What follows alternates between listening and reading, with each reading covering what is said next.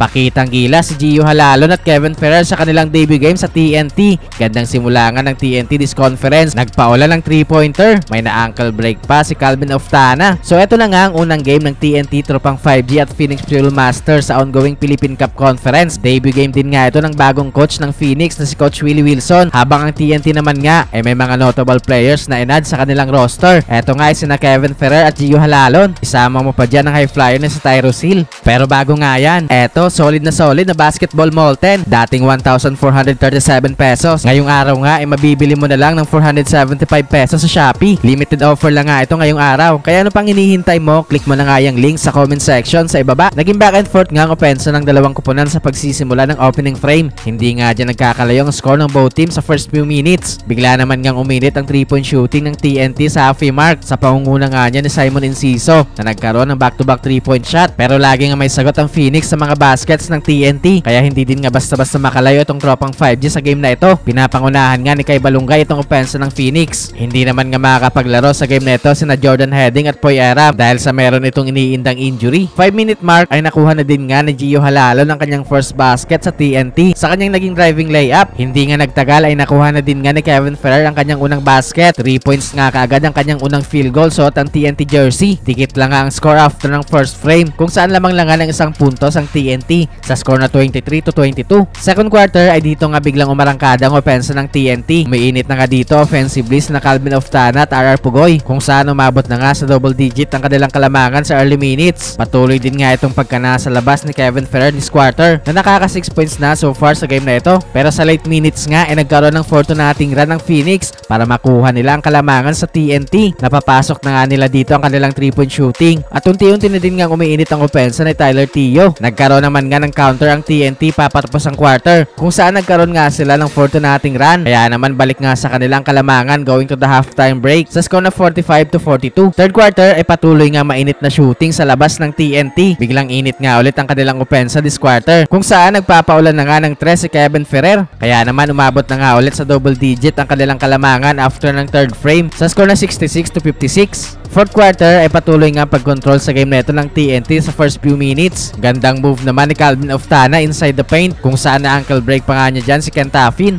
Lumulobo na nga itong kalamangan ng TNT sa halfway mark kung saan wala ngang sagot defensively ang Phoenix sa mainit na shooting sa labas ng tropang 5G. Na-maintain nga ng TNT ang kanilang double digit lead sa quarter na ito. Kaya naman sa huli nga ipanalo ang TNT tropang 5G sa kanilang unang game this conference.